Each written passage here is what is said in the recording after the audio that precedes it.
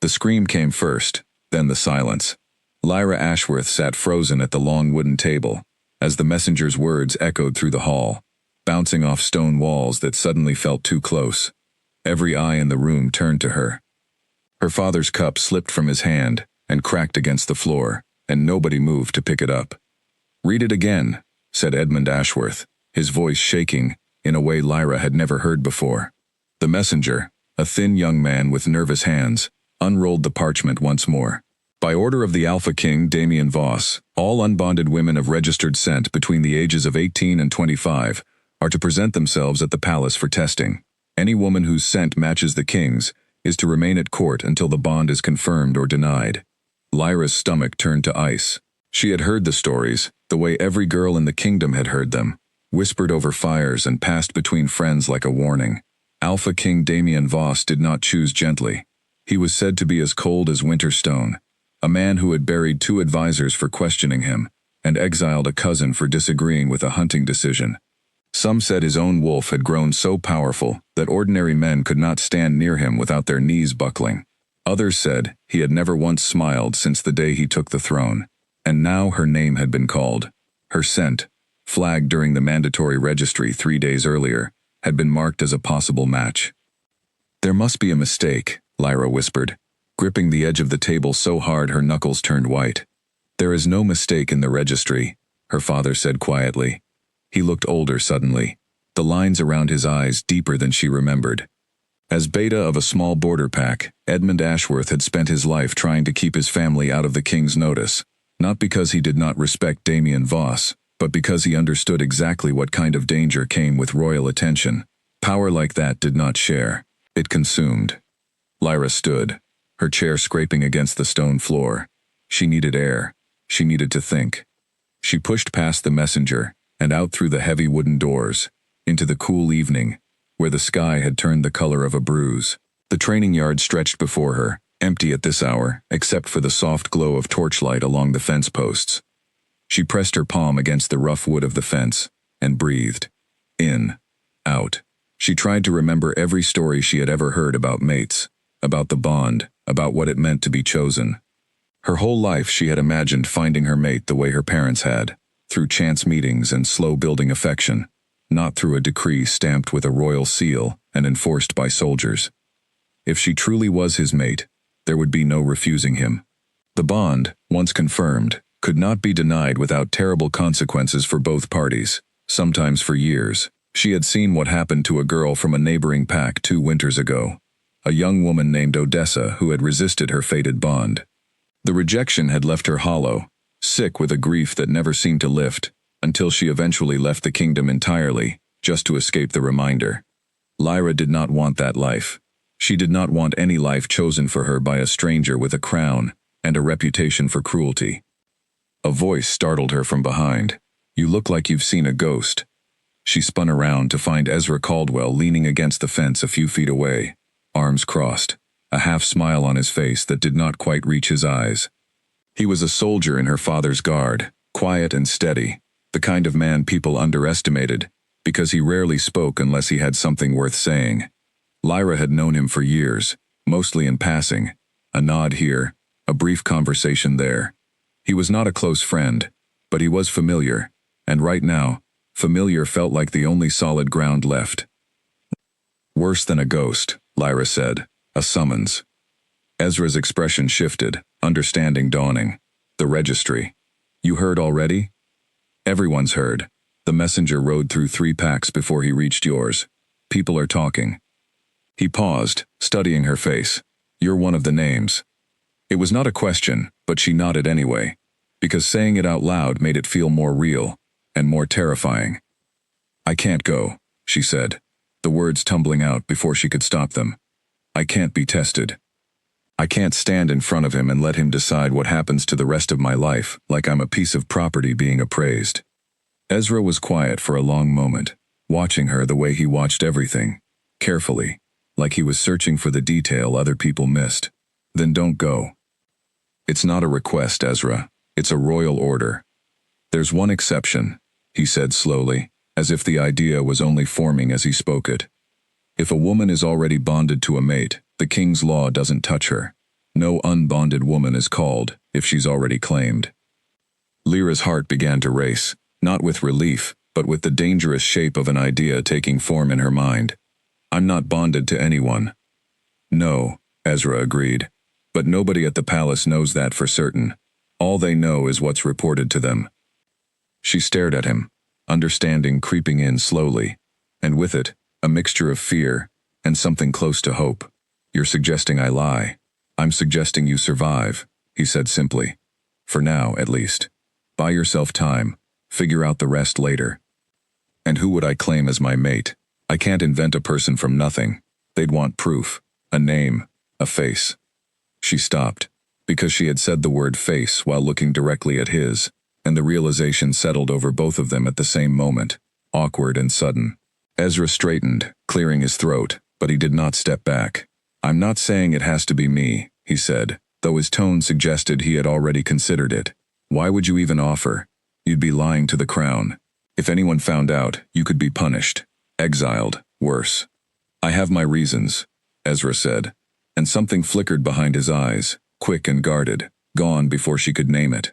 Let's just say I'm not exactly eager to stand in front of a room full of noble families myself. Being your fake mate keeps two people out of trouble instead of one. Lyra searched his face for any sign of a joke, any indication that this was some strange test of loyalty from her father, but she found nothing except quiet sincerity. You would really do this? Pretend to be bonded to me? If it means keeping you out of a room where a king decides your future without asking your opinion, yes. For a moment neither of them spoke. The torches crackled softly along the fence, and somewhere in the distance, a wolf howled, long and low, carried on the wind. Lyra thought of her father's face when he read the summons, the fear he had tried and failed to hide. She thought of Odessa, hollow and broken, leaving everything she knew behind. She thought of a king she had never met, a man whose name alone made grown soldiers lower their eyes. All right, she said finally, her voice steadier than she felt, but we need a story, something believable. How long we've known each other, how it happened, details they can't easily disprove. We've known each other for years, Ezra said. That part's true. We can build the rest from there. Lyra nodded slowly, though a knot of guilt was already forming in her chest, small and sharp, a warning she chose to ignore. She told herself this was only temporary, a shield to buy time, until she understood her own future better, until she could face whatever waited for her without her knees shaking. She did not yet know that fate rarely allowed itself to be outrun so easily. She did not know that somewhere across the kingdom, within the cold stone walls of his palace, Alpha King Damian Voss had already caught the faintest trace of a scent on the wind that made his wolf go utterly, dangerously still. That night, Lyra barely slept. She lay awake staring at the ceiling of her small room, running through every possible question the palace officials might ask, every gap in a story that did not yet have enough substance to survive scrutiny. When she finally drifted off near dawn, her dreams were filled with golden eyes she had never actually seen, watching her from somewhere just out of reach, patient and unblinking, as though they already knew exactly who she was and had simply been waiting for her to catch up. She woke with her heart pounding and no memory of why, only a strange, lingering warmth low in her chest that she could not explain and did not want to examine too closely. Outside her window, the messenger's horse was already being saddled for the ride back to the palace, carrying with it the names of a dozen women, including hers, and the quiet, terrible certainty that her carefully constructed lie was about to be tested far sooner than she had hoped. The next morning, Lyra met Ezra behind the old grain store, the one place in the village where conversations could happen without curious ears nearby. He arrived first, arms crossed, looking as though he had slept even less than she had.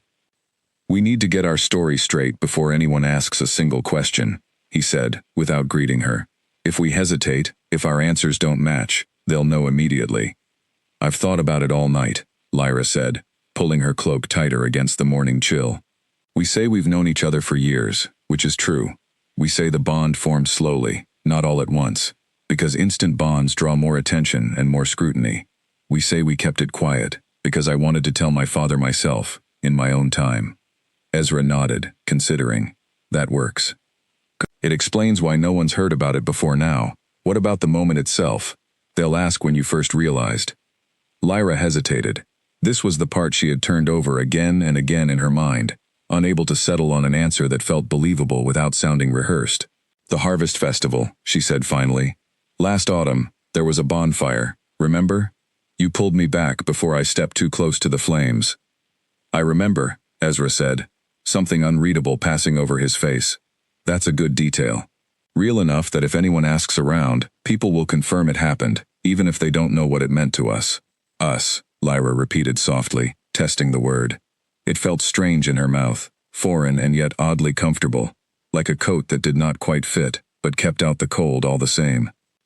They spent the next hour building their story piece by piece, weaving true memories together with careful fabrications, until the line between fact and invention blurred, even in Lyra's own mind. By the time the sun had fully risen, she found herself laughing at something Ezra said, a genuine laugh that surprised her with how easily it came. "You're better at this than I expected," she admitted. "At lying?" "At all of it, making it feel real." Ezra's expression turned thoughtful. "Maybe because some of it doesn't feel like lying at all." Lyra did not know how to respond to that, so she said nothing, letting the comment settle between them, unexamined. She told herself it did not matter, that whatever warmth she felt in his presence was simply gratitude for his help, nothing more. She had far bigger problems to worry about than her own confused feelings. Word of her supposed bond spread through the village faster than she expected. By midday, neighbors were offering congratulations she had not asked for, and by evening, her father sat her down at the kitchen table with an expression caught somewhere between relief and suspicion. "Ezra Caldwell," Edmund Ashworth said slowly, testing the name as though it might reveal a hidden truth, simply by being spoken aloud. "You never once mentioned him." "I wanted to be certain before I said anything," Lyra said, keeping her voice steady even as her pulse quickened. "I didn't want to bring it to you until I knew it was real." Her father studied her for a long moment, and Lyra forced herself not to look away, not to give him any reason to doubt her. Finally, he nodded, though the suspicion in his eyes did not fully disappear. "He's a good man, steady, loyal to this pack. If it's true, I'm glad for you." "It's true," Lyra said, and the words tasted bitter, even as relief flooded through her. That relief was short-lived. 2 days later, a second messenger arrived, this one dressed in the deep blue and silver of the palace guard, his posture rigid with formal authority. He carried a scroll bearing the royal seal, and when he read its contents aloud in the center of the village square, Lyra felt the ground shift beneath her feet. "By decree of the Alpha King, Damian Voss, any claim of prior bonding, submitted in response to the registry summons, must be confirmed through a witness ceremony, to be held within 30 days. Failure to provide confirmation will result in the claimant being summoned to court, regardless of the claim's validity." Lyra's hands began to tremble. A witness ceremony. A wedding, essentially, forced upon her by a law she had never known existed, meant to close the very loophole she and Ezra had tried to use to escape notice. She turned to find Ezra already looking at her from across the square, his face pale, the same dawning horror reflected in his eyes. That evening, they met again behind the grain store, both of them shaken. "They're not just going to take our word for it," Ezra said, pacing back and forth in the narrow space. "They want proof, a ceremony, witnesses. This isn't a story anymore, Lyra. This is a wedding." "I know," Lyra whispered, sinking down onto an overturned crate, her legs suddenly unwilling to hold her weight. "I know what it means." "We could still tell the truth," Ezra offered, though his voice lacked conviction. "Confess now, before it goes any further. It would be easier than what's coming." Lyra thought of the king's reputation, the stories of his temper, the fate of Odessa who had simply resisted a bond and ended up hollowed out by grief. If confessing now brought his attention down upon her as a woman who had deliberately deceived the crown, she could not imagine the consequences would be gentle. "If we confess, they'll see it as an insult to the crown. They might punish us both, maybe worse than if we'd never lied at all. We're already this far in." "So what are you saying?" Lyra looked up at him, and in his eyes she saw not just fear, but something steadier underneath it, a willingness to see this through, no matter where it led. "I'm saying, we go forward with the ceremony. We make it real enough that no one questions it again." Ezra was quiet for a long moment. "You understand what that means," A real wedding. Not just words in front of witnesses, but a bond witnessed and recorded by the crown itself. There's no undoing that easily. I understand, Lyra said, though her voice shook slightly as she said it. Do you still want to help me? I won't blame you if you don't. I've already asked more of you than I had any right to. Ezra crouched down in front of her, meeting her eyes directly. I told you I had my own reasons for staying out of the palace's notice. That hasn't changed. If anything, this makes it easier. Two people protecting each other instead of one person facing everything alone. Lyra wanted to ask what his reasons were, what secret he carried, that made him so willing to bind himself to a stranger's lie. But something in his expression told her now was not the time. Instead, she nodded, accepting his help once again, feeling the weight of the decision settle over her like a heavy blanket, both comforting and suffocating at once. Over the following days, preparations began in earnest. Lyra's father, still uncertain but unwilling to stand in the way of his daughter's apparent happiness, helped arrange a small ceremony within the village chapel, modest but sufficient to satisfy the crown's requirement for witnesses. Ezra's family, a mother and younger sister who had always been fond of Lyra from a distance, welcomed the news with open warmth that made Lyra's guilt curdle sharper in her stomach. Ezra's sister, a bright, curious girl named Vivian, cornered Lyra one afternoon while helping her choose fabric for a wedding dress. I always hoped it would be you, Vivian said, threading a needle with practiced ease. Ezra never talks about anyone the way he talks about you. Lyra's hands stilled over the fabric. What do you mean? He doesn't say much, but I notice things. The way he used to ask about you when you weren't around. The way he'd find reasons to be near your family's hall. Vivian smiled, oblivious to the storm those words stirred inside Lyra. I think you've made him very happy, whether he says it outright or not. Lyra forced a smile in return, though her mind raced with new questions she had not considered before, wondering just how much of Ezra's willingness to help her was born of convenience, and how much might be something else entirely, something neither of them had spoken aloud. That night, unable to sleep, Lyra walked to the edge of the village where the tree line began, needing space to breathe and think. She had not gone far when she felt it, a strange pull in her chest, sudden and inexplicable, drawing her attention toward the northern road exactly as the sound of distant hoofbeats reached her ears. She stood frozen, watching a shadow move along the horizon, too far to make out clearly, yet close enough that instinct screamed at her to retreat. She did not know it then, but the shadow belonged to a scout sent quietly ahead of the king's own procession, dispatched not out of official duty, but because Damien Voss himself had felt something shift on the wind 3 nights earlier, a scent carried faintly from the direction of the Ashworth packlands, familiar in a way that unsettled him more than he cared to admit. He had told no one of the restlessness that had gripped him since, the way his wolf paced through his dreams refusing to settle, insisting that something belonging to them waited somewhere close, hidden, and slipping further from reach with every day that passed. Lyra turned back toward the village, unaware that the quiet lie she and Ezra had built together was about to be tested by forces far more dangerous than palace officials and royal decrees, forces rooted in instinct and fate that no amount of careful planning could fully outmaneuver. The wedding preparations moved faster than Lyra had ever imagined possible. Within a week, the small chapel had been decorated with early spring flowers, and villagers who barely knew her were already offering gifts and well wishes, as though the entire affair were the happiest event the pack had seen in years. Lyra smiled and thanked each of them, swallowing the guilt that rose in her throat every time someone praised how lucky she was. She spent most afternoons with Ezra now, partly out of necessity, partly because she found she no longer minded his company the way she once might have expected to. They walked the training yard fence in the evenings, discussing final details of their story, but more often than not the conversation drifted elsewhere, into subjects that had nothing to do with the ceremony at all. You never told me why you didn't want palace attention, Lyra said one evening, watching the sun sink low over the fields. You said you had your own reasons. Ezra's jaw tightened slightly. My father served in the Alpha King's Guard before I was born. He was dismissed under circumstances no one in my family speaks about, and the shame of it followed us for years. I've spent my whole life trying to stay far from anything connected to the crown. I'm sorry, Lyra said softly. I didn't know. It's not something I share easily. He glanced at her, something guarded softening in his expression. But I find myself telling you things I don't tell most people. Lyra felt warmth rise in her cheeks and looked away before he could notice. Maybe that's what happens when you spend every day pretending to be someone's mate. The lines blur. Maybe, Ezra agreed quietly, and neither of them said anything more on the subject, though the silence between them felt charged with unspoken meaning. 3 days before the ceremony, disaster arrived in the form of another royal messenger. This one, more senior than the last, dressed in formal palace colors and accompanied by 2 armed guards. The village gathered in the square once more, murmuring nervously as the messenger unrolled a fresh scroll.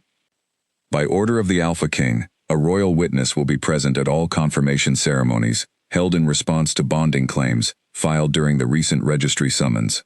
This measure ensures the legitimacy of all claims submitted to the crown. Lyra's blood ran cold. A royal witness, someone sent directly from the palace to observe her wedding, to judge whether the bond between her and Ezra was genuine. She glanced at Ezra beside her and saw her own fear mirrored in his face. That night, they met behind the grain store one final time, before the messenger's news could spread further and draw unwanted attention to their meeting. A royal witness, Ezra said, running a hand through his hair. They'll be trained to sense bonds, to notice things ordinary people would miss. Can they truly tell the difference? Lyra asked, though she feared she already knew the answer. Between a real bond and one that isn't there? I don't know for certain. Bonds have a scent to them, a change in the way 2 people carry themselves around each other. Whether an untrained eye could catch a false one, I can't say, but a royal witness won't be untrained. Lyra sank against the wooden fence, feeling the fragile structure of their plan begin to crack beneath the weight of scrutiny they had not anticipated. What do we do? Ezra was quiet for a long moment, his eyes distant, calculating. Finally he spoke, his voice low and careful. We make it convincing. Whatever it takes, we stand close. We speak the way people who trust each other completely would speak. We give them nothing to question. And if that isn't enough, then we deal with what comes after, together. He reached out and took her hand, an act so simple and yet so charged that Lyra's breath caught in her throat. I'm not walking away from this, Lyra. Whatever happens. She squeezed his hand in return, grateful beyond words for his steadiness in the face of her mounting panic, though a small, quiet part of her wondered whether the warmth spreading through her chest at his touch was entirely an act after all. 2 days before the ceremony, Lyra's father called her into his study, his expression graver than she had seen since the very first summons arrived. The royal witness has been named, he said, without preamble. Captain Nolan Reyes, from the Alpha King's personal guard. He arrives tomorrow.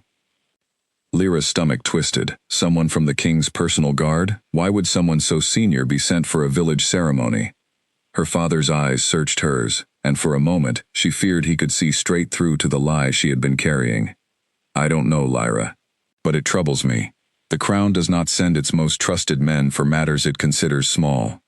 That night, sleep refused to come. Lyra lay awake replaying every detail of the story she and Ezra had built, searching for cracks, for weaknesses a trained eye might exploit. Somewhere past midnight, she rose and dressed quietly, slipping out into the cool night air, needing to walk off the anxious energy coiling tight in her chest. She had barely reached the edge of the training yard when she felt it again, that strange, inexplicable pull she had noticed once before, drawing her attention toward the northern road. This time, she did not simply watch from a distance. Something compelled her forward, step by step, until she stood at the very edge of the village boundary, staring out into darkness, lit only by scattered starlight. A figure emerged from the tree line, tall and imposing, moving with the kind of quiet authority that made the hair on Lyra's arms rise instinctively. For one terrifying moment she thought she was looking at Captain Nolan Reyes himself, arrived a day early to catch her unprepared. But as the figure drew closer, she realized her mistake. This man was younger, dressed in traveling clothes rather than official uniform, though something about his bearing suggested he was no ordinary traveler.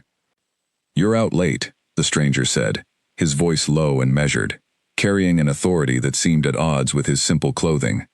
I could say the same of you, Lyra replied, forcing steadiness into her voice, despite the strange, unsettling awareness prickling across her skin. The stranger studied her for a long moment, his eyes catching the faint starlight in a way that made them appear almost golden. I'm passing through, he said finally, heading north, toward the palace. Something about the way he said palace sent a fresh wave of unease through her. Long journey ahead of you then. Not as long as you'd think. His gaze lingered on her a moment longer than felt comfortable, and Lyra found herself unable to look away, caught by something in his expression she could not name. You have an interesting scent, he said quietly, almost to himself. Familiar, somehow, though I couldn't say why. Lyra's heart began to pound, some instinct deep inside her recognizing danger, even as her mind failed to identify its source. I should get back, she said, taking a step backward. It's late. The stranger inclined his head, a small, unreadable smile touching his lips. Of course, safe travels home. She turned and walked quickly back toward the village, refusing to look over her shoulder, though she could feel his eyes on her back the entire distance. Only once she reached the safety of her own doorstep did she finally glance behind her, finding the road empty. The stranger vanished, as though he had never been there at all. She told herself it meant nothing, that traveling strangers passed through the village all the time on their way to the capital. She did not yet know that the man she had just spoken to was Alpha King Damien Voss himself, traveling incognito ahead of his official guard, drawn inexplicably toward a scent that had haunted his dreams for over a week, a scent he had just confirmed, with absolute certainty, belonged to the very woman standing before him. He continued north that night, but not toward the palace as he had claimed. Instead, he circled back through the trees, taking up a quiet position where he could watch the village without being seen, his wolf refusing to settle now that it had finally caught the scent it had been hunting, patient and certain that whatever explanation waited for him in the coming days, the woman he had just met was no stranger to his fate at all. Morning arrived with a heaviness Lyra could not shake. She dressed slowly, her mind still tangled in the memory of the stranger from the night before, his golden eyes and quiet, unsettling presence lingering at the edges of her thoughts, like smoke that refused to clear. She told no one of the encounter, not even Ezra, uncertain how to explain a feeling she barely understood herself. By midday, the village square had filled with unusual activity. Word spread that the royal witness had arrived earlier than expected, and with him came a small procession of guards in deep blue and silver, their presence transforming the quiet square into something far more formal and intimidating than Lyra had prepared for. She found Ezra near the chapel steps, his expression tight with the same nervous tension she felt coiling in her own chest. Captain Reyes is already here, he said quietly, glancing toward the cluster of guards near the well. They're saying he wants to speak with us both before the ceremony, not after. Before? Lyra's pulse quickened. That's not standard procedure, is it? None of this has felt standard since the moment the summons arrived, Ezra said grimly. They were led into a small side room within the chapel, sparse and cool, where a man stood waiting with his back to the door, studying a tapestry on the far wall.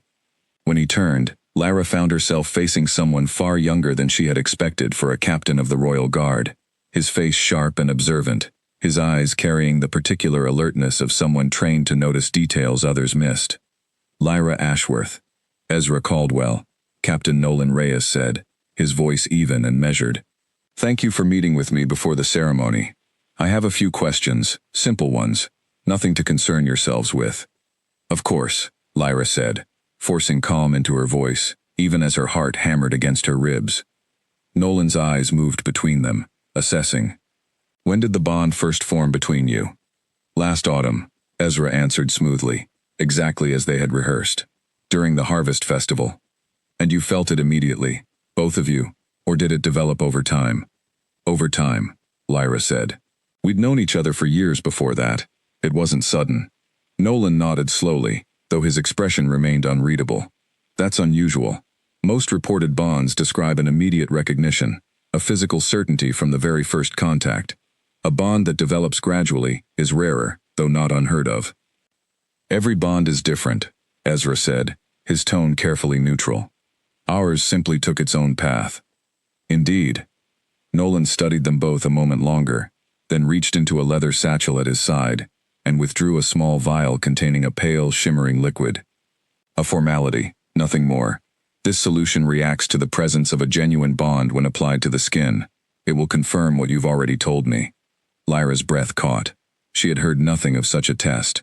and judging by the sudden tension in Ezra's jaw, neither had he. "I wasn't aware such a thing existed," she managed. "It's a recent development," Nolan said, uncapping the vial. "The Alpha King ordered its use, following several fraudulent claims discovered in neighboring territories. I assure you, if your bond is genuine, you have nothing to fear." He approached Lyra first, taking her wrist gently and applying a single drop of the shimmering liquid to her skin. Lyra watched, heart pounding, as the liquid settled and slowly began to change color, shifting from pale silver toward a faint blue. "Interesting," Nolan murmured, watching closely. "A partial reaction, not the full confirmation I'd expect from a long-established bond, but not an absence either." "What does that mean?" Ezra asked sharply. "It could mean many things," Nolan said, his eyes narrowing slightly as he studied Lyra's face. "A bond still settling, perhaps. Or complications I haven't yet identified." He turned to Ezra, reaching for his wrist next, but before he could apply the liquid, a commotion arose outside the chapel, raised voices, and the sound of hurried footsteps. The door burst open, and a guard entered, breathless. "Captain, forgive the interruption. There's been a development. The Alpha King himself has arrived in the village." Nolan's expression shifted instantly, sharpening with alertness. "The king? Here?" He was not expected for weeks. "He arrived an hour ago, unannounced. He's requesting to observe the ceremony personally." Lyra felt the blood drain from her face. She glanced at Ezra, finding the same horror reflected in his eyes. If the king himself intended to witness the ceremony, any doubt Nolan harbored about the authenticity of their bond would be magnified 100-fold under royal scrutiny. Nolan capped the vial and returned it to his satchel, his focus already shifting toward the door. "Then we proceed with caution. I'll finish my assessment after the ceremony, once matters have settled." He fixed Lyra with a final considering look before departing the room. "I would advise both of you to conduct yourselves with complete honesty, going forward. The Alpha King has little patience for deception, and even less mercy for those who attempt it." The words hung in the air, long after he left, heavy with unspoken warning. Lyra turned to Ezra, her hands trembling. "He knows something is wrong. I could see it in his eyes." "Maybe," Ezra said, though his voice lacked conviction. "Or maybe he's simply thorough. Either way, we don't have a choice now. We go through with the ceremony, exactly as planned." Lyra nodded, though dread had settled deep in her stomach, cold and unyielding. She thought again of the stranger she had met the night before, his golden eyes and unsettling presence, and a terrible suspicion began to form at the edges of her mind, one she desperately hoped was wrong. They were led toward the chapel's main hall a short while later, where villagers had already gathered, murmuring excitedly, despite the tension crackling beneath the surface of the occasion. Lyra scanned the crowd as she walked, searching for any sign of the king, though she told herself she would surely recognize royal guards and formal attire, long before she needed to worry about facing him directly. Instead, her eyes landed on a tall figure standing near the back of the hall, dressed simply, his posture relaxed in a way that seemed almost deliberately unremarkable. It took her only a moment to recognize him, and when she did, her entire body went cold with dawning horror. It was the stranger from the night before, the man with golden eyes who had spoken to her at the village boundary, claiming to be nothing more than a traveler passing through. Except now, standing beside him, a guard in royal colors bowed low, addressing him with unmistakable deference. "Your Majesty," the guard said quietly, "the ceremony is about to begin." Lyra's knees nearly buckled beneath her. The stranger was not a traveler at all. He was Alpha King Damien Voss, and he had been watching her, speaking with her, studying her scent, all without revealing his true identity. Every instinct in her body screamed that he already knew far more than he should, and that whatever fragile lie she and Ezra had constructed was about to be tested in the most dangerous way imaginable, standing before the very man they had been trying so desperately to avoid. Damien's golden eyes met hers across the crowded hall, and something passed between them, unspoken but unmistakable, a recognition that made the air feel suddenly too thin to breathe. Lyra forced herself to look away, gripping Ezra's arm beside her, praying with everything she had that the ceremony would proceed without revealing the truth she feared the king had already guessed. The chapel hall fell into a hush as the priest stepped forward to begin the ceremony. though Lyra barely registered his words over the roaring in her ears. Every part of her wanted to turn and flee, to abandon the entire plan and confess everything before matters grew worse. But her feet remained rooted in place, frozen beneath the weight of the king's gaze from across the room. Ezra took her hand as they moved to stand before the priest, his grip firm and steady, despite the tension she could feel radiating through him as well. "Breathe," he murmured, so quietly only she could hear. "We've come this far, we finish it." Lyra nodded, though her voice failed her entirely, as the priest began reciting the traditional words of bonding, the same ceremony that had joined countless couples throughout the kingdom's history. She forced herself to focus on Ezra's face, on the familiar steadiness of his presence, trying to block out the awareness of golden eyes watching from the back of the hall. "Do you, Lyra Ashworth, accept this bond, freely and completely, before witnesses and crown?" the priest asked. The words caught in her throat. Freely and completely. Before witnesses and crown. She was standing before an audience that included the very king whose attention she had been trying to escape, speaking vows she did not mean to a man she cared for, but had not chosen in the way the ceremony demanded. "I accept," she said finally, her voice barely above a whisper, though it carried through the silent hall. The priest turned to Ezra, repeating the question, and Ezra answered with far more steadiness than Lyra felt capable of. "I accept," he said, his eyes locked on hers, something unreadable passing behind them. As the priest moved to complete the final blessing, a voice cut through the hall, calm, but carrying unmistakable authority. "Forgive the interruption." Every head turned. Damien Voss stepped forward from the back of the room, moving with the same quiet, deliberate confidence Lyra remembered from their encounter the night before, though now stripped of any pretense of being an ordinary traveler. Guards parted before him without needing to be asked, and the priest froze mid-motion, bowing low. "Your Majesty," the priest said, clearly flustered. "We did not expect." "I understand," Damien said, his voice smooth and unbothered. "I simply wished to observe the confirmation myself, a matter of personal interest." His golden eyes shifted to Lyra, and something in his expression made her stomach twist painfully. "We spoke last night, did we not? Though you did not mention you were to be wed so soon after." Murmurs rippled through the crowd.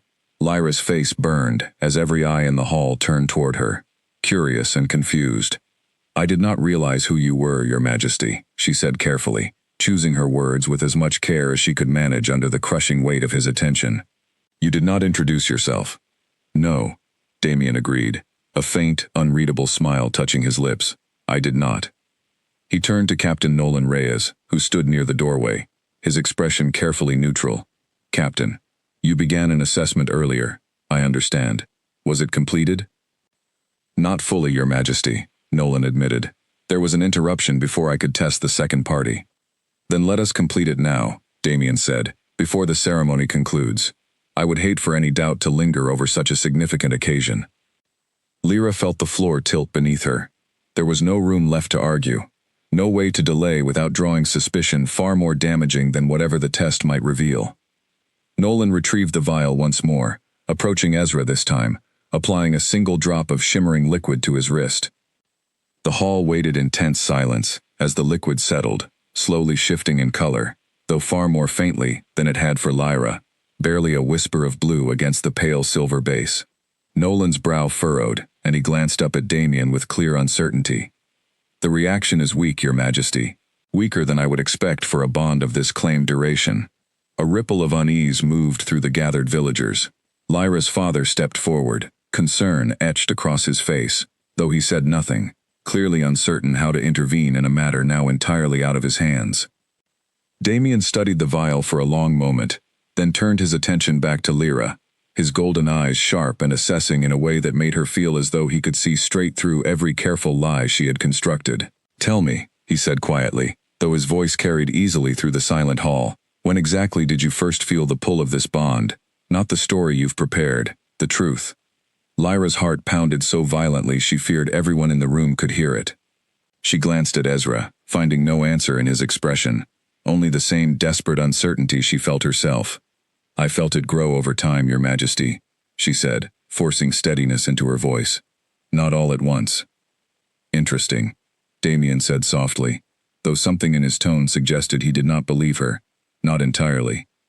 Because last night, when we spoke, I noticed something in your scent I could not quite place. Something that troubled me deeply, though I did not understand why at the time. He paused, and the silence stretched unbearably long. I understand it now. He took a slow step closer, and Lyra found herself unable to move, caught by the intensity of his gaze. Whatever bond exists between you and this man, Damien continued, there is something else present as well. Something I have been searching for since it first reached me on the wind, nearly 2 weeks ago. Lyra's breath caught entirely. She understood, with dawning, terrible clarity, exactly what he was suggesting, though every instinct in her screamed to deny it, to find some way to redirect his suspicion before it solidified into something neither of them could escape. I do not know what you mean, Your Majesty, she said, though her voice shook despite her best efforts. Damien's expression remained unreadable, though something flickered behind his golden eyes, patient and certain, like a man who had already decided the truth and was simply waiting for the world to catch up to his understanding. Perhaps not yet, he said quietly, but you will. He turned to Captain Nolan, his tone shifting back to formal authority. The ceremony may proceed for now. I have seen enough to satisfy my curiosity, though I reserve the right to revisit this matter should further questions arise. With that, he stepped back, allowing the priest to complete the final blessing with trembling hands, the words feeling hollow and meaningless against the weight of what had just transpired. Lyra barely registered the moment the ceremony officially concluded, her mind consumed entirely by the certainty that Damien Voss suspected exactly what she had been trying so desperately to hide, and that whatever fragile peace she had constructed with Ezra was now balanced on the edge of a truth neither of them could control. As the crowd began to disperse, offering congratulations that felt increasingly hollow with every passing moment, Lyra caught one final glance from Damien before he turned to leave the hall. His expression held no anger, no cruelty she had expected from every story she had ever heard about him. Instead, it held something far more unsettling, quiet, unwavering patience, the look of a man who understood that fate rarely needed force to accomplish what it had already decided, and who was entirely willing to wait for the truth to reveal itself in its own time. In the days following the ceremony, Lyra tried to convince herself that the danger had passed, that the king's suspicions, however unsettling, would fade now that the wedding had been formally recorded and witnessed. She threw herself into the routines of her new life, sharing a small cottage with Ezra at the edge of the village, learning the rhythms of a marriage that was, in every practical sense, entirely genuine, except for the truth at its core. Ezra was kind, patient, and steady, in ways that surprised her more each day. He rose early to help with the training yard duties, returned in the evenings with small gifts, wildflowers gathered along the roadside or a book he thought she might enjoy, and never once made her feel as though the arrangement between them was a burden he regretted. Slowly, carefully, Lyra found herself growing genuinely attached to him, though the guilt of what still remained unspoken between them never fully faded. "You're quiet tonight," Ezra observed one evening, as they sat together near the small hearth, the fire casting warm light across the room. "I keep thinking about the king," Lyra admitted, unable to keep the worry from her voice. "The way he looked at me during the ceremony. He knows something is wrong, Ezra. I could feel it." Ezra set down the cup he had been holding, his expression thoughtful. "Perhaps. But he has no proof of anything beyond suspicion. We stood before witnesses. We completed the ceremony. Whatever doubts he carries, he cannot act on them without evidence." "You didn't see the way he looked at me," Lyra said quietly, like he already knew something I hadn't told him myself. Before Ezra could respond, a knock sounded at their door, unexpected and sharp in the quiet evening. Ezra rose to answer it, and Lyra's stomach dropped when she saw the deep blue and silver uniform of a royal guard standing on their doorstep. "Forgive the late hour," the guard said, bowing slightly. "The Alpha King requests the presence of Lyra Ashworth Caldwell at the palace. A matter concerning pack registry records requires her attention." "Registry records?" Ezra repeated, his tone guarded. "What sort of matter?" "I was not given specifics," the guard said. "Only instructions to escort her at her earliest convenience. The king has indicated it need not be tonight, but he would appreciate her arrival within the week." After the guard departed, Lyra sank onto the small bench near their hearth, her hands trembling. "This is it," she said. He's found some reason to summon me directly, away from you, away from any witnesses who might support our story. Ezra knelt in front of her, taking her hands in his. Then we prepare for it. Whatever questions he asks, we answer together, exactly as we discussed. He specifically asked for me, not both of us, Lyra pointed out. I don't think that was an accident. Ezra's jaw tightened, but he said nothing, and Lyra could see the same fear reflected in his eyes that churned within her own chest. Neither of them slept well that night, and over the following days, Lyra found herself dreading the inevitable journey to the palace, with an intensity that made even simple daily tasks feel unbearably heavy. She traveled north 5 days later, accompanied by a small escort of royal guards, who treated her with polite but distant formality, offering no clues as to what awaited her at the palace. The journey took the better part of 2 days, and by the time the towering stone walls of the capital came into view, Lyra's nerves had stretched thin enough that she felt as though she might shatter at the slightest provocation. The palace itself was even more imposing up close than she had imagined, its walls rising high against the sky, banners bearing the royal crest snapping in the wind.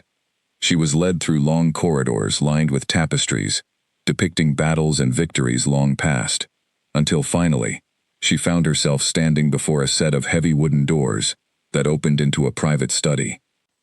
Damien Voss sat behind a large desk, papers spread before him, though he looked up the moment she entered, his golden eyes finding hers, with an intensity that made her breath catch, despite her best efforts to remain composed. Lyra, he said, rising from his chair, thank you for coming. Your guard indicated this was regarding registry records, she said carefully, remaining near the door, unwilling to venture further into the room than necessary. That was a convenient explanation, Damien admitted, moving around the desk to stand a short distance from her. The truth is somewhat more complicated. Lyra's heart pounded painfully. What truth? Damien studied her for a long moment before responding, his expression carrying none of the coldness she had expected from every story told about him, only careful, measured consideration.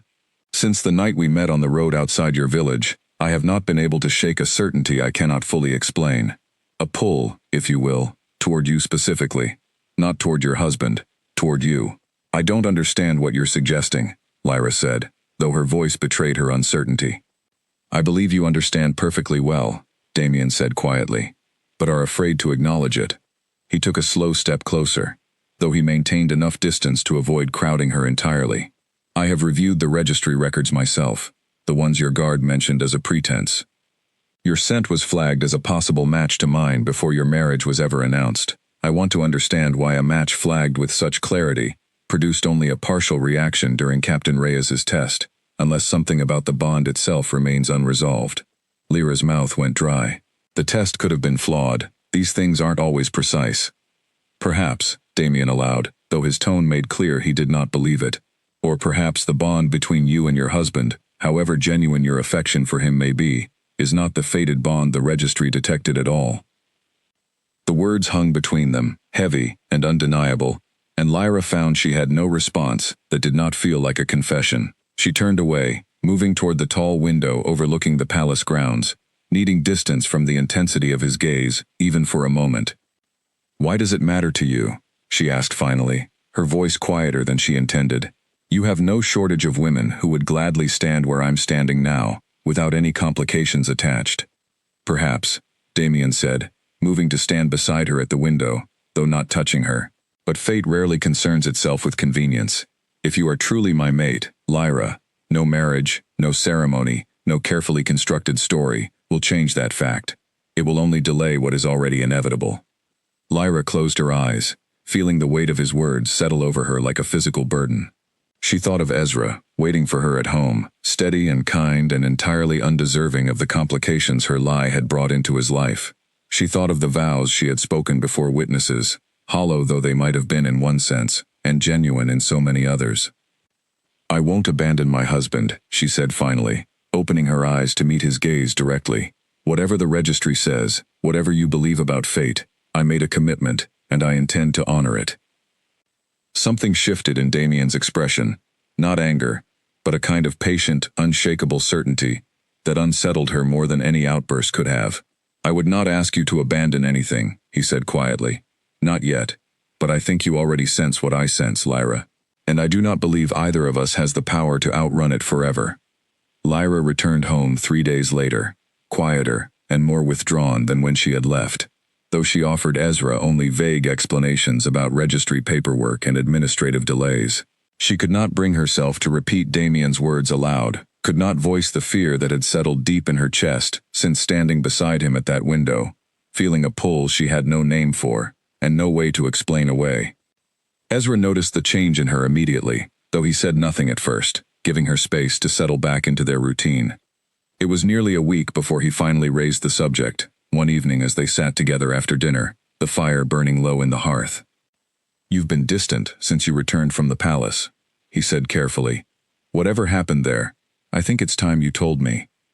Lyra set down the cup she had been holding, her hands trembling slightly. He suspects Ezra. Not just suspects. He's certain, or close enough to it. He believes I'm his fated mate, and that the bond between us is the false one. Ezra's expression tightened, though he did not look surprised, as though some part of him had already anticipated this outcome long before she voiced it aloud. What did you tell him? That I wouldn't abandon my commitment to you. That whatever the registry claimed, I'd made a choice, and I intended to honor it. She paused, forcing herself to meet his eyes directly. But I won't lie to you either. Something happened when I stood near him. A pull I can't fully explain, and I'm terrified of what it means. For a long moment, Ezra said nothing, staring into the dying fire with an expression Lyra could not fully read. When he finally spoke, his voice carried a weight she had not heard from him before. I need to tell you something too. Something I should have said before we ever stood in front of that priest. Lyra's stomach tightened with fresh anxiety. What is it? When I first offered to help you, I told you I had my own reasons for avoiding palace attention. That was true, but it wasn't the whole truth. He took a slow breath, his hands clasped tightly together. I had already noticed you, Lyra. Long before the registry summons ever arrived. I'd watched you for years from a distance, never finding the courage to say anything, telling myself a soldier's daughter and a beta's daughter belonged in very different worlds. When the chance came to stand beside you, even under false pretenses, I took it without hesitation, because some part of me had wanted exactly that for longer than I care to admit. Lyra felt tears sting her eyes, moved by the quiet honesty in his confession, even as guilt twisted sharper in her chest. Ezra, let me finish, he said gently. I know what you're carrying now might be more than either of us can control. If the bond the king feels is real, if it's the kind of thing that can't simply be ignored, I won't stand in the way of what fate has decided. But I need you to know that what's happened between us these past weeks, at least on my side, was never entirely pretend. Lyra reached for his hand, holding it tightly, torn between the genuine affection she felt for him and the terrifying pull that Damien's presence had awakened in her, a pull she still did not fully understand. It wasn't pretend for me either, she said softly. I care for you, Ezra, deeply. I just don't know what to do with everything else happening around us. They sat together in silence for a long while, neither of them offering easy answers, because none existed. Outside, the wind picked up, rattling the shutters gently, and somewhere in the distance, a wolf howled, low and mournful, carrying across the quiet fields. The following weeks brought an uneasy calm. No further summons arrived from the palace, and Lyra allowed herself to hope, cautiously, that perhaps Damien had decided to respect her wishes after all, that whatever pull he felt might fade with distance and time. She threw herself into village life, helping with the spring planting, spending long afternoons with Vivian and other friends, trying to rebuild some sense of normalcy around the fragile foundation of her marriage. But normalcy proved difficult to maintain. She began noticing small things that unsettled her, subtle signs that she was being watched, even when no royal guards were visible. A stranger lingering near the market longer than necessary.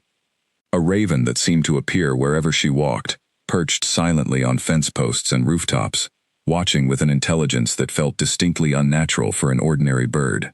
She mentioned it to Ezra one evening, hesitant to sound paranoid, but unable to shake her unease. I feel like I'm being watched, constantly, even here, in our own village. Ezra's expression darkened. The king has resources beyond ordinary guards. If he's decided to keep watch over you, We may not always be able to see how. Do you think he'd go that far? Simply to satisfy a suspicion? I think, Ezra said carefully, that a man who rules an entire kingdom rarely does anything by half measures.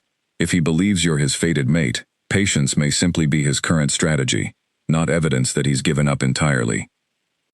Lyra's fears were confirmed a month later, when a formal invitation arrived, elegant and unmistakably royal, requesting her presence, alongside Ezra, at a spring gathering to be held at the palace, celebrating the season's harvest planning and strengthening ties between the crown and outlying pacts. Attendance, the invitation made clear, was not optional for a recently confirmed bonded pair from a Beta family. He's found a way to bring us both to him, Ezra said grimly, reading the invitation over her shoulder. Somewhere he can observe us directly, without needing pretense or separate summons. Lyra felt dread settle over her like a physical weight. What do? We go, Ezra said, though his voice carried little confidence. We have no choice, but we go prepared, together, and we give him no reason to doubt what stands between us. Lyra nodded, though privately she feared that preparation alone would not be enough to withstand whatever Damien Voss had planned, especially now that she carried her own uncertainty about the strange, undeniable pull that had taken root inside her since the moment their paths had first crossed on that quiet, moonlit road. The palace gathering unfolded across 3 days, filled with formal dinners, discussions of pack alliances, and the kind of careful political maneuvering Lyra had never experienced firsthand. She and Ezra remained close throughout, presenting a united front, though the weight of constant scrutiny left her exhausted by the end of each evening. Damien Voss maintained a respectful distance during the first 2 days, engaging with visiting pack leaders and their families with practiced diplomatic grace, though Lyra often caught him watching her from across crowded rooms, his golden eyes finding hers with unsettling frequency, even amid the noise and activity surrounding them. It was during a ceremony on the final evening, a traditional blessing meant to strengthen bonds between the crown and its packs, that everything finally unraveled. The ceremony required each bonded pair present to step forward and receive a formal blessing from the Alpha King himself, a ritual involving a brief touch of hands, meant to symbolize the crown's recognition of their union. Lyra had hoped to avoid direct contact with Damien throughout the gathering, but the ritual left no room for evasion. When her turn arrived, she stepped forward with Ezra beside her, forcing calm into her expression despite the anxiety churning in her stomach. Damien extended his hand first to Ezra, offering the traditional blessing with formal, practiced words, his expression carefully neutral. Then he turned to Lyra, and the moment their hands touched, something exploded through her entire body, a jolt of recognition so powerful it stole the breath from her lungs entirely. The dawn snapped into place with undeniable, overwhelming certainty, a warmth flooding through her chest that felt nothing like the quiet affection she shared with Ezra, and everything like something far deeper, primal, and inescapable. She gasped audibly, stumbling slightly, and Damien's grip tightened around her hand, his own expression shifting from careful neutrality to raw, unguarded shock. The hall fell silent. Every guest present understood immediately what had just occurred, the unmistakable sign of a fated bond confirming itself in front of dozens of witnesses. Lyra's father, standing nearby, went pale. Ezra's face drained of color entirely, his hands clenching into fists at his sides. "You knew," Damien said quietly, his voice low but carrying clearly through the silent hall, his golden eyes fixed on Lyra with an intensity that made her knees weaken. "You knew, and you hid it from everyone, including me." "I didn't know," Lyra whispered, though even to her own ears, the words sounded hollow, insufficient, against the undeniable truth that had just revealed itself in front of an entire hall of witnesses, not with certainty. Not until this moment. Damien released her hand slowly, stepping back, his expression hardening into something colder than she had seen from him before, though beneath the anger she could sense something else entirely, a wounded disbelief that cut deeper than fury ever could. "You stood before witnesses and the crown itself, claiming a bond with another man, while carrying this inside you the entire time. I was afraid," Lyra said, her voice breaking, "afraid of everything I'd heard about you, about what it would mean to be chosen without any say in the matter." "So you chose deception instead," Damien said, his voice tight with barely controlled emotion. "You chose to make a mockery of a bond meant to be sacred, dragging an innocent man into your lie, rather than simply speaking with me honestly." Ezra stepped forward then, his voice steady despite the tension gripping the room. "Whatever anger you have, direct it at me as well, Your Majesty. I agreed to this plan willingly. I am not innocent in this." Damien's gaze shifted to Ezra, something complicated passing behind his golden eyes. "Your loyalty to her is admirable, even now, but it changes nothing about what has just been confirmed before this entire court." The murmurs among the gathered guests grew louder, and Lyra felt the walls of the hall pressing in around her, suffocating and inescapable. She had feared this exact moment for weeks, had built an elaborate lie specifically to avoid it, and now it had arrived anyway, more devastating and public than she had ever imagined. "What happens now?" Lyra asked quietly, dreading the answer even as she forced herself to ask. Damien studied her for a long moment, his expression unreadable, the anger in his eyes slowly giving way to something quieter, more contemplative. "The law is clear on matters of confirmed fated bonds," he said finally, his voice carrying enough authority that the murmuring guests fell silent once more to listen. "A false claim made to circumvent a genuine bond may be declared void by royal decree, once evidence of deception has been formally presented." Lyra's stomach dropped. "You would void my marriage, in front of everyone." "I would be within my rights to do so immediately," Damien said. "But I find myself unwilling to act in anger, especially toward a woman, whose fear, however misguided its expression, I understand better than you might expect." He paused, glancing briefly at Ezra, before returning his gaze to Lyra. "I will grant you time. 7 days, to consider what has been revealed here tonight, before any formal decree is issued. Use that time wisely." Without waiting for a response, Damien turned and departed the hall, his guards falling into step behind him, leaving behind a silence so heavy Lyra could hardly draw breath. Ezra reached for her hand, his own trembling slightly despite his attempt to appear composed. "We'll figure this out," he said quietly, though his voice carried none of its usual certainty. Lyra nodded, though she feared, deep in the pit of her stomach, that whatever they figured out in the coming 7 days would not be enough to undo what had just been revealed before an entire court of witnesses, or to silence the undeniable pull she had felt the moment Damien's hand touched hers, a pull that no amount of careful planning or genuine affection for Ezra could fully erase.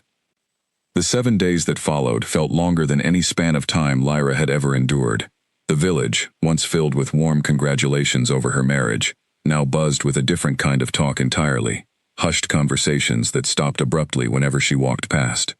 She kept mostly to the cottage, unable to face the weight of curious stares and whispered speculation. Ezra remained beside her throughout, though a quiet distance had settled between them that neither seemed able to bridge. On the 3rd night, he finally spoke the words she had been dreading since the moment their hands had touched at the palace. "I think I always knew," he said, sitting across from her at their small table, his voice heavy with something between resignation and relief. "From the very beginning. There was always something about the way you spoke of him, even in fear, that felt different from how you spoke of anything else." "Ezra, please." "Let me say this," he interrupted gently. "I don't regret a single day we spent together, Lyra. Not the friendship, not the marriage, not even the lie that started it all. But I won't stand in the way of a bond that fate itself confirmed in front of an entire court. That wouldn't be love. That would be selfishness, dressed up as devotion." Tears slipped down Lyra's cheeks, grief and gratitude tangled together in a way she could not fully separate. "You deserve so much better than what I've put you through." "I deserve honesty," Ezra said, reaching across the table to take her hand one final time. "Which is exactly what I'm giving you now. Go to him, Lyra, not because the law demands it, but because I think some part of you already wants to." On the 5th day, word arrived from the palace that a formal proceeding would be held to address the confirmed bond, scheduled to take place at the very chapel where Lyra and Ezra's ceremony had occurred less than 2 months earlier. The irony was not lost on either of them, nor on the villagers who gathered once more, murmuring with a mixture of sympathy and curiosity as the appointed hour approached. Lyra stood at the chapel steps on the morning of the 7th day, dressed simply, her heart pounding with a complicated mixture of grief and something she was only beginning to allow herself to recognize as hope. Ezra stood beside her, calm and resolute, having insisted on accompanying her despite the pain the proceeding would surely cause him.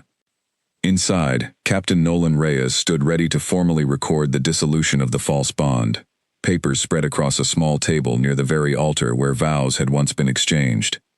Lyra's father sat in the front pew, his expression a complicated mixture of worry and cautious relief, uncertain what the coming moments would bring for his daughter's future. "We are gathered," Nolan began, his voice formal and measured, "to address the confirmed fated bond between Lyra Ashworth and Alpha King Damian Voss, and to formally record the dissolution of the prior union, entered under false claim." Lyra felt her throat tighten, as Nolan continued reading the formal language required by law, each word bringing her closer to the moment when everything she had built with Ezra would be officially, permanently ended. She glanced at Ezra beside her, finding his jaw tight but his eyes steady, offering her silent strength even as his own heart surely broke with every passing sentence. Just as Nolan reached the final clause, the chapel doors swung open with sudden force, and the murmuring crowd fell instantly silent. Damian Voss strode down the aisle, his presence commanding immediate attention, his golden eyes fixed entirely on Lyra as he approached. "Your Majesty," Nolan said, startled, "the proceeding is nearly complete. I was not informed you intended to attend personally."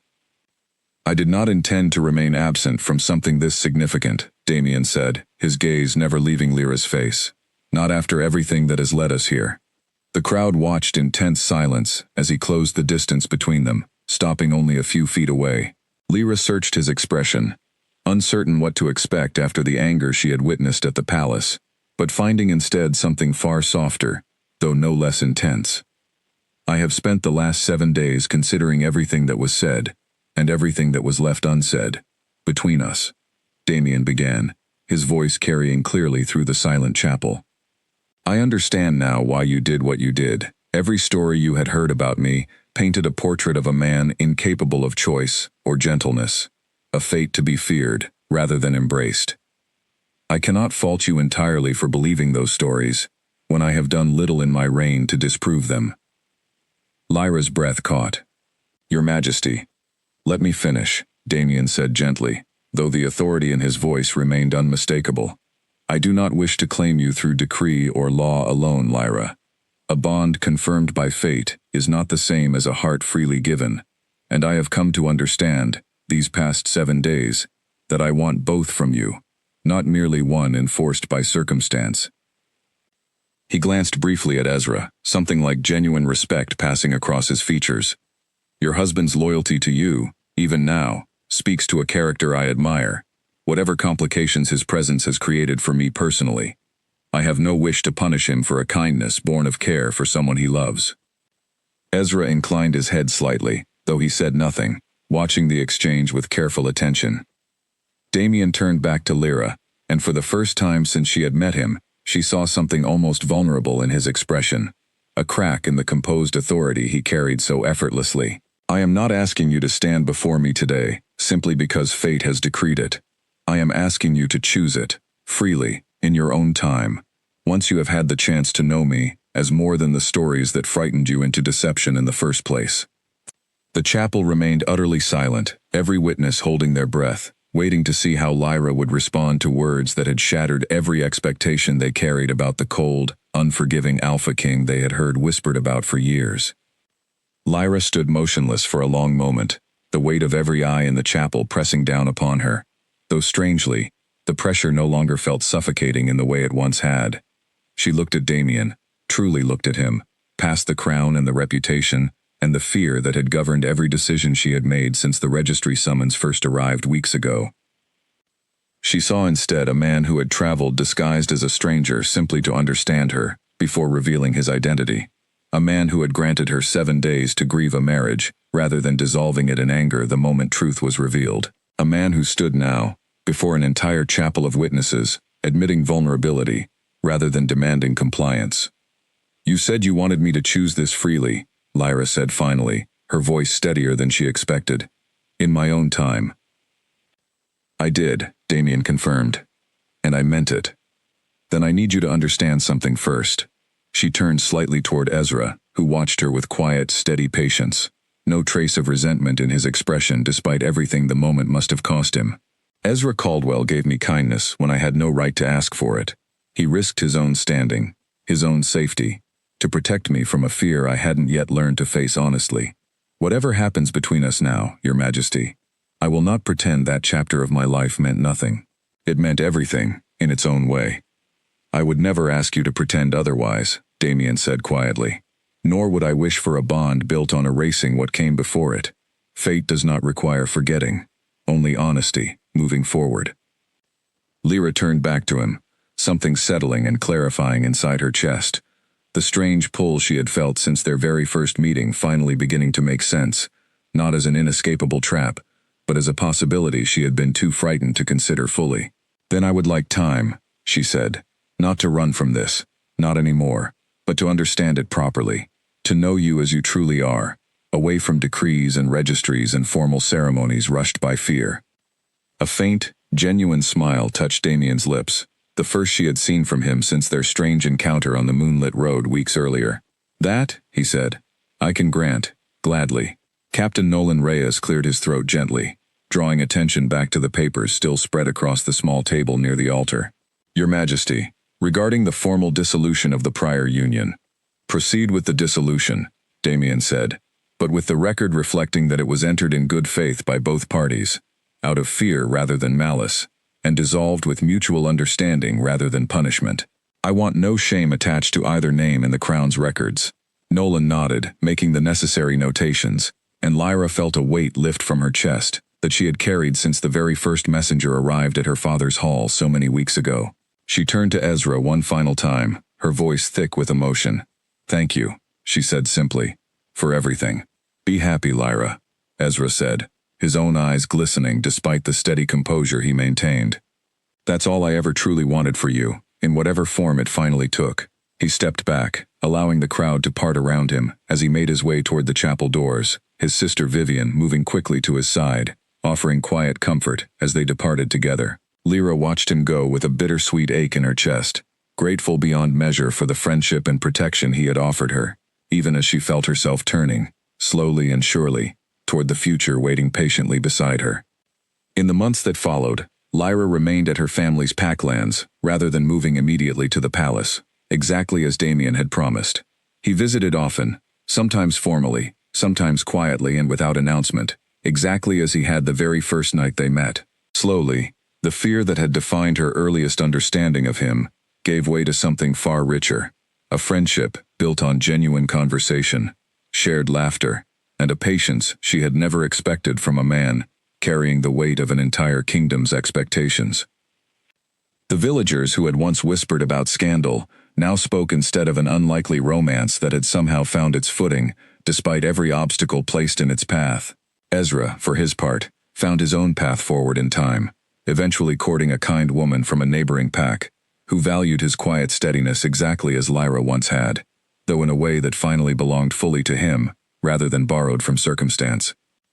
A year after the day fate had first announced itself in a crowded palace hall, Lyra stood once more before an altar, though this time no lie shadowed the vows she spoke. Damien stood beside her, his golden eyes bright with a warmth the entire kingdom had rarely witnessed from their once guarded king, and when their hands joined this time, the bond that settled between them carried nothing but certainty, freely chosen and genuinely embraced. The girl who had once run from her fate, terrified of a crown and a reputation built on fear, had found instead a partnership built on patience, honesty, and the quiet courage it took to finally stop running and choose, with open eyes, exactly where her heart had been leading her all along.